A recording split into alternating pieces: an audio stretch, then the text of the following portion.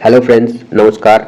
तो काफ़ी दिनों बाद एक अच्छी खुशखबरी है कि कल यूजीसी नेट का रिजल्ट मैंने चेक किया और यहाँ पर डेट लिखा हुआ है, देखो 24 जुलाई का। तो पता है कल ही मैंने चेक किया है 25 को। और खुश बात यह है कि मैंने थर्ड अटेम्प्ट में मेरा जो जेआरएफ है वो क्लियर कर लिया है। ठीक है, यहाँ पर देखो qualified for JRF and assistant professor. तो मैंने इन जियोग्राफी सब्जेक्ट डेफिनेटली मैंने जेआरएफ के लिए एलिजिबल हो गया हूँ। तो ये मेरे 3 अटेम्प्ट मेरे लग गए हैं, ठीक है, जेआरएफ को निकालने के लिए, क्योंकि मैंने पहले 2 अटेम्प्ट में सिर्फ मेरा नेट ही हुआ था। फर्स्ट अटेम्प्ट में ही मेरा नेट हो गया था और सेकंड में भी नेट हो गया था। और पहले 2 अटेम्प्ट में, फर्स्ट अटेम्प्ट में तो मैं बस अगर एक क्वेश्चन में सही करता तो जेआरएफ कट ऑफ मीट हो जाता, और सेकेंड अटेम्प्ट में कट ऑफ था 99 परसेंटाइल और मेरा हुआ था 98 परसेंटाइल। मतलब उसके बाद पॉइंट भी था बहुत सारे, तो उसको हम इग्नोर कर रहा है अभी के लिए। ठीक है, तो ये मैं कुछ बातें आपके साथ शेयर करना चाहूँगा, कुछ पॉइंट्स की, कैसे आपका फर्स्ट अटेम्प्ट में ही जेआरएफ क्लियर हो सकता है।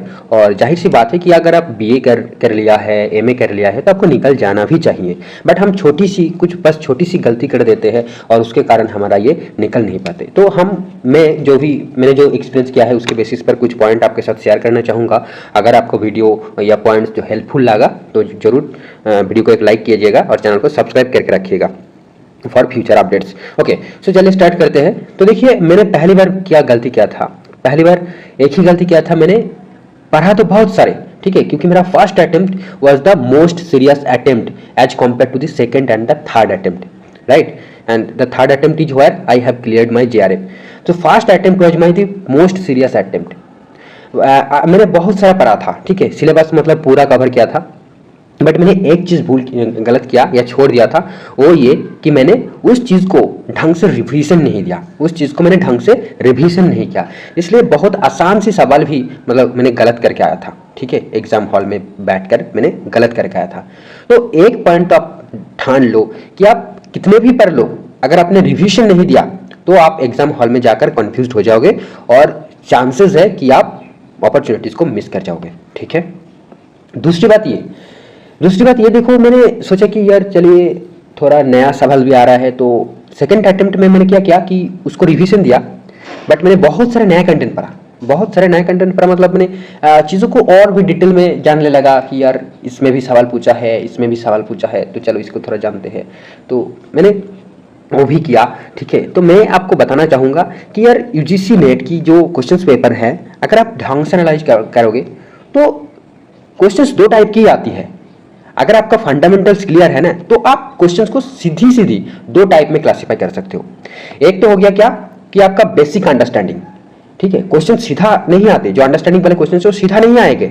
बट अगर आपका बेसिक अंडरस्टैंडिंग है और आपका जो presence of mind exam hall में बहुत ही अच्छा होगा, शार्प होगा, तो आप उसे सही करके आओगे, ठीक है। तो आपको क्या है ना, बेसिक अंडरस्टैंडिंग आपका रहना बहुत जरूरी है। ज़्यादा पढ़ने से भी अंडरस्टैंडिंग आपका रहना चाहिए। आप कम पढ़ो, रिवीजन ज़्यादा करो, और उसके बेसिस पर जो आपका अंडरस्टैंडिंग है, जो फंडामेंटल्स है, उससे पूरा का पूरा क्लियर रख दो, ठीक है। तो सेकंड अटेम्प्ट में भी मेरा नहीं हुआ, और वहाँ पर देखा कि यार यूजीसी ने जो बेसिक्स चीज़ें हैं वही ज़्यादा पूछे हैं, ठीक है, बेसिक्स चीज़ें। मतलब हम सोचते कि यार यूजीसी नेट है तो बहुत एडवांस लेवल की चीज़ें पूछे जाएंगे, बट एक्चुअल में ऐसा नहीं हो रहा है। मैंने 3 बार अटेम्प्ट किया है और मेरे को तो यही लगा कि यार हाँ, जो भी चीज़ें हैं सिलेबस में, या मान लो मैंने जियोमॉर्फोलॉजी का बुक पढ़ा, सविंदर सिंह का बुक पढ़ा, तो वही बुक को अगर बार बार मैंने रिवाइज किया और जो भी कॉन्सेप्ट वहाँ पर है अगर मैंने उसको पूरा क्लियर किया, तो मतलब आप लगभग सारे क्वेश्चंस को अटेम्प्ट कर पाओगे, ठीक है, अगर आपका presence of mind exam hall में जाकर डिस्टर्ब ना हो तो ये बात है कि आपका रिसोर्स, जो सब हर टॉपर्स बोलते हैं जैसे कि रिसोर्स आप लिमिटेड रखिए, उससे ज़्यादा रिवीजन कीजिए, और आपका फंडामेंटल्स बिल्कुल क्लियर होना चाहिए, ठीक है। आप रट्टाबाजी मार के शायद ही नहीं हो पाएंगे इस एग्जाम, ठीक है, जेआरएफ तक मीट नहीं कर पाओगे या स्कोर अच्छा नहीं होगा, ठीक है। और हालांकि मेरा ये 208 स्कोर है, तो it's not that much of score, but yeah, I have cleared my JRF and definitely I think general का जो कट ऑफ है वो 208 है, but by the way I have the category of OBC, okay. So ये बात है, ठीक है।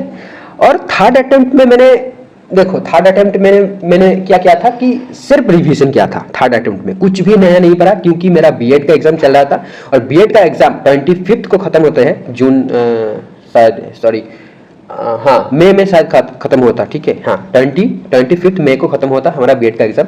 तो उसके बाद मैं हॉस्टल से घर गया और वहाँ से जो भी मेरा उस दौरान मतलब 25 से लेकर लगभग जून का जो सेकंड वीक है, आई थिंक 19th को हमारा एग्जाम हुआ था। तो उस 2 वीक में मैंने सिर्फ और सिर्फ रिवीजन किया, बाकी कुछ नहीं पढ़ा, ठीक है। और ये बात है, तो वही जाके एग्जाम में अटेम्प्ट किया जो भी हुआ, और फर्स्ट पेपर का रिवीजन उतना अच्छे से नहीं कर पाया उस दौरान, तो थोड़ा फर्स्ट अटेम्प्ट, बाय द वे यहाँ पर 31 क्वेश्चंस मेरा सही हुआ है फर्स्ट पेपर में। तो ये बात है, देखो एग्जाम उतनी टफ नहीं है, बस आपको 3 चीजें ध्यान रखनी है। एक, आपका बेसिक जो फंडामेंटल्स है वो आपका पूरा क्लियर होना चाहिए। दूसरी बात, ज़्यादा से ज़्यादा आपको रिवीजन करना है और एक्टिव रिकॉलिंग, जैसे ये टर्म मैंने सिविन से ऐसे सीखा है, वो एक यूपीएससी के टॉपर है, ठीक है, 2022 के शायद। एक्टिव रिकॉलिंग मतलब क्या, प्रीवियस ईयर क्वेश्चंस के थ्रू आप रिकॉल करो जिनिसको, जो भी आपने चीज़ें पढ़ा बुक में वो प्रीवियस ईयर क्वेश्चंस के थ्रू रिकॉल करो।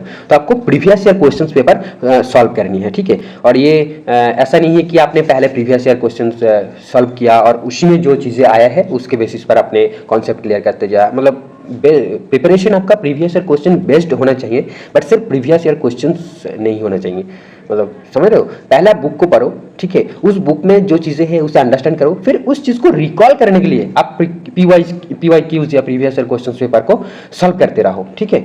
तो इसके थ्रू आपको नया चीज़ें भी मिलेंगे और चीज़ें रिविजन भी होते जाएंगे। तो आई होप कि इन तीनों चीज़ों का आप फॉलो करेंगे कि तीनों स्टेप है, एक क्लियरिंग द बेसिक अंडरस्टैंडिंग, दूसरा रिविजन एंड तीसरा सॉल्विंग पीवाईक्यूज। इन तीनों स्टेप फॉलो करके कोई भी आई होप कि आसानी से वो यूजीसी नेट क्रैक कर देगा। और एक चीज़ मैंने नोटिस किया कि यार मार्केट में ना पेपर 1 को लेकर एक बहुत धूम मचा के रखी है, तो आपको कोर्स खरीदने की कोई जरूरत नहीं है, ना ही पेपर 1 या पेपर 2 के लिए। आप इजीली यूट्यूब से जो भी फ्री कंटेंट अवेलेबल है उससे ही पढ़ के आप आसानी से निकाल दोगे। बस फिर आपको जो सर पसंद है उसे फॉलो करना, और कभी उन लोगों का पीवाईक्यू सेशन अटेंड मत करना, ठीक है, क्योंकि वो सारे टाइम वेस्ट होते हैं। पीवाईक्यूज आप खुद से सॉल्व करो, ठीक है, जो चीज़ें समझ में ना आए उस कॉन्सेप्ट को सर्च करके समझो और गूगल के थ्रू उसे समझा करो, बट उसका पीवाईक्यू सेशन मत देखना, लाइव सेशंस मत देखना। उसका जो कॉन्सेप्चुअल जो क्लासेस है वो उसका सहारा आप ले सकते हो, तो आपका चीजें आसानी से हो जाएगा, ठीक है, ये बात है। और एक बात बताना चाहूंगा कि पेपर 1 में जो मैथ है वो ज़्यादा टफ नहीं होते, तो आप जरूर इसे इग्नोर मत कीजिएगा, क्योंकि आगे जाकर आप मान लो कि एकेडमिक लाइन से थोड़ी कॉम्पिटिटिव टाइप के एग्जाम देने वाले हो, तो वहाँ पर मैथ रहता है, ठीक है, तो आपको वहाँ पर अच्छा स्कोर करना है तो मैथ आपको आना चाहिए।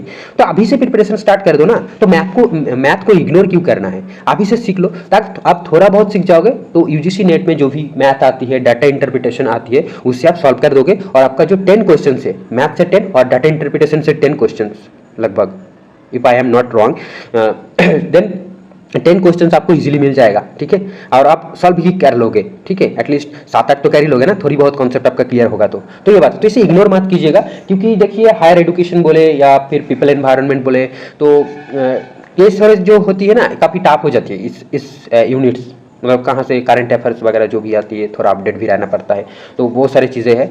और research aptitude, than logical reasoning, ये थोड़ा टफ होता है, तो आप मैथ पर फोकस कीजिए। तो मैथ पर फोकस करके तो आपका स्कोर अच्छा हो जाएगा, और इंग्लिश कॉम्प्रीहेंशन तो ऐसे ही बन जाता है। और टीचिंग एप्टीट्यूड अगर आप बीएड कर रहे हो तो आपको आराम से निकल जाएगा, वरना आपको थोड़ा पढ़ना पड़ेगा, और रिसर्च एप्टीट्यूड भी, ये सारी चीज़ें पढ़ना पड़ेगा। बट क्या है ना, ज़्यादा सी चीज़ें आप प्रीवियस ईयर सॉल्व करोगे तो वहाँ से हो जाता है, और थोड़ी बहुत अंडरस्टैंडिंग आपको यूट्यूब वीडियो से ले लेना है। तो ऐसे करके आप पेपर 1 की प्रिपरेशन कर सकते हो। और पेपर 2 के लिए मैं कहूँगा कि यार आप सिर्फ बुक को ही फॉलो कीजिए, क्योंकि इसमें आप ऑलरेडी 5 साल, मिनिमम 5 साल या फिर उससे थोड़ा एक साल कम लगा चुके हो, क्योंकि 3 साल का आप ग्रेजुएशन कर चुके हो और एमए का आपका 2 साल, तो 5 साल आपने लगा चुके हो। तो आई थिंक कि आपको जो बेसिक कॉन्सेप्ट है उसको किसी दूसरे से समझने की जरूरत नहीं है, ठीक है, नहीं है। तो आप बस बुक को पढ़िए, उसे रिवीजन दीजिए और उसको रिकॉल कीजिए, प्रीवियस ईयर क्वेश्चन सॉल्व कीजिए। आई होप कि आपका फर्स्ट अटेम्प्ट में ही निकल जाएगा। और अगर आपका फर्स्ट अटेम्प्ट चला गया है तो कोई बात नहीं, दुखी होने की कोई बात नहीं है, ठीक है, आप फिर से स्टार्ट कीजिए, इस बार आपका हो जाएगा। सिर्फ याद रखना, बेसिक अंडरस्टैंडिंग आपका क्लियर होना चाहिए। दूसरी चीज, आपको ज्यादा से ज्यादा रिविजन करना है। और तीसरी चीज, पीवाईक्यूज के थ्रू आपको एक्टिव रिकॉल करना है, ठीक है। पीवाईक्यूज को रटना नहीं है कि ये चीजें आए हैं तो इसको रट लेते हैं, नहीं। पीवाईक्यूज के थ्रू आपका एक्टिव रिकॉल करना है कि यार ये चीज तो मैंने पढ़ी थी, ठीक है। रिकॉग्नाइज की हैबिट डेवलप करना है, ठीक है। क्वेश्चन में क्वेश्चंस के थ्रू रिकॉग्निशन कि यार यही आंसर होगा या मैक्सिमम चांस है कि यही ऑप्शन सही है, तो और रिकॉग्निशन आपको डेवलप करना है, जो कि आपको एग्जाम हॉल में जाकर मदद करेगा। वहां पर जाकर आप कंफ्यूज कम होंगे, ठीक है, ज्यादा कंफ्यूज नहीं होंगे अगर आप इस पीवाईक्यूज के थ्रू एक्टिव रिकॉल किया तो। बट पीवाईक्यू को रट्टा लगाने की कोई जरूरत नहीं है, क्योंकि आपका ज्यादातर पीवाईक्यूज रिपीट ही नहीं होंगे, या तो वो घूम के आएंगे या फिर नया क्वेश्चन आएंगे। तो वहां पर आपका क्या है ना, बेसिक अंडरस्टैंडिंग, आपका जो कॉन्सेप्चुअल क्लैरिटी है वही आपको मदद करेगा उस क्वेश्चन को सॉल्व करने के लिए। तो आई होप कि इस वीडियो से थ्रू आपको जो वीडियो का मेन एसेंस है वो समझ में आया है, और आपको हो सकता है कुछ डाउट भी हो तो आप डाउट कमेंट में पूछ सकते हो। मेरा टेलीग्राम चैनल है, वहां पर जाके पूछ सकते हो, तो आप कैसे भी करके पूछ सकते हो। Definitely I will reply. Okay, so thank you friends, if you watch this video till the end, and please channel को सब्सक्राइब करके रखिए for the upcoming future updates. Thank you.